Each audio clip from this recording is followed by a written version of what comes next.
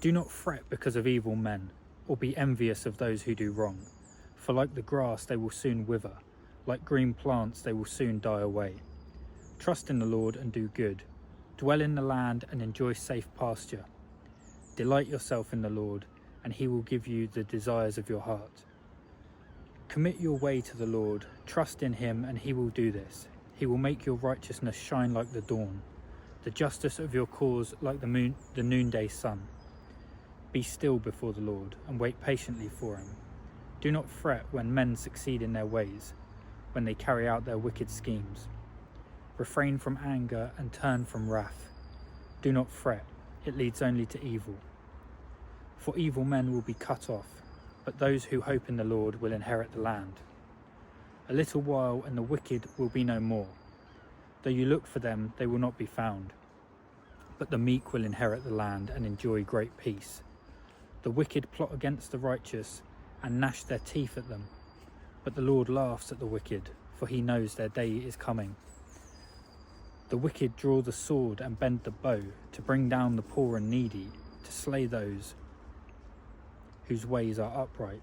But their swords will pierce their own hearts, and their bows will be broken.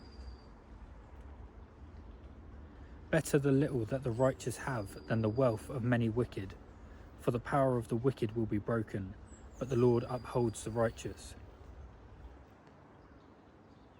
The day of the blameless are known to the Lord, and their inheritance will endure forever. In times of disaster they will not wither, in days of famine they will enjoy plenty, but the wicked will perish. The Lord's enemies will be like the beauty of the fields.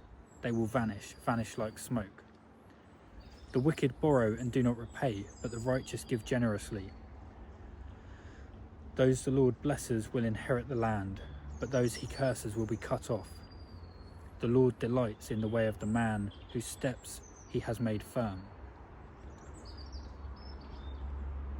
Though he stumble, he will not fall, for the Lord upholds him with his hand. I was young, and now I am old, yet I have never seen the righteous forsaken or their children begging for bread. They are always generous and lend freely. Their children will be blessed. Turn from evil and do good, then you will always live securely. For the Lord loves the just and will not forsake his faithful ones. They will be protected forever, but the offspring of the wicked will be cut off. The righteous will inherit the land and dwell in it forever.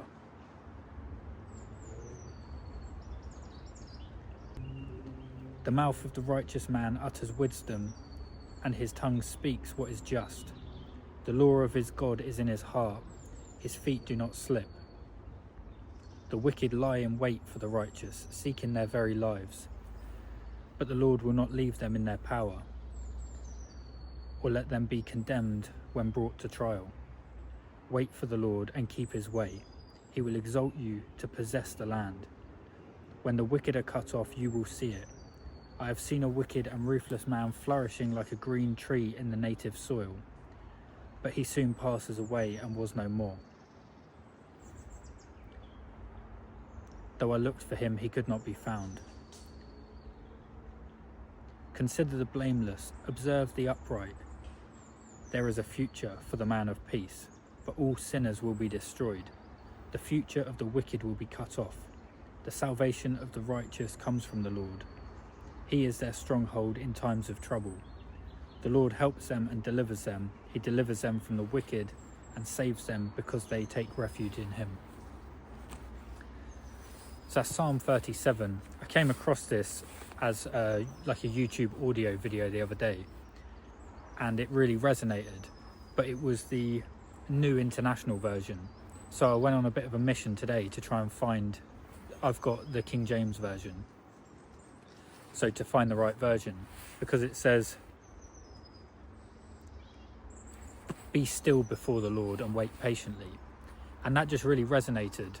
And I've been trying to implement what I was talking about in yesterday's video, which is letting things digest. So that psalm, I've read it a few times, listened to it a few times, and I've just been not exposing myself to more scripture or more information and letting that sink in. Be still. I mean, the reason you have to let it sink in is because there's a lot in there. you know, you could ponder on that for about a month, I think. My dog's just lost her jacket in the pond.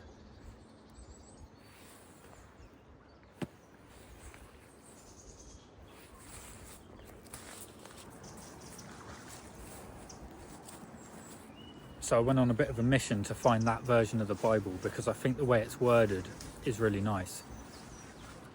But this has been day 7 of posting a video to YouTube every day to see where I end up. If you're interested to see where this takes me, you might want to consider subscribing.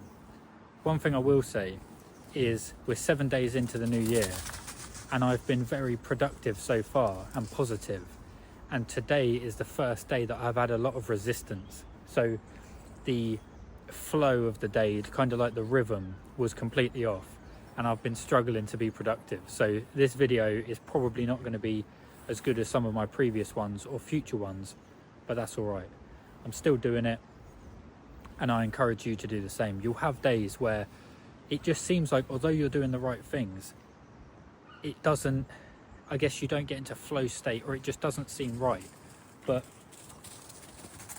they are the days that matter, because when it's easy to go to the gym and it was a great workout, or whatever it happens to be, when it's easy to read the Bible, it's still worthwhile, but it's easy. It's on the hard days. So just do what you have to do. It doesn't always have to be a perfect example of that habit, and this is definitely not one of them. So yeah, a lot of resistance. You're going to have that. Yeah, that's all I can say, is just do it anyway. Hope that helps. Speak to you tomorrow. So I don't know who needs to hear that. If you're having a hard day where it's hard to do the right habits, just do them anyway. Done is better than perfect. So just do what you know is right.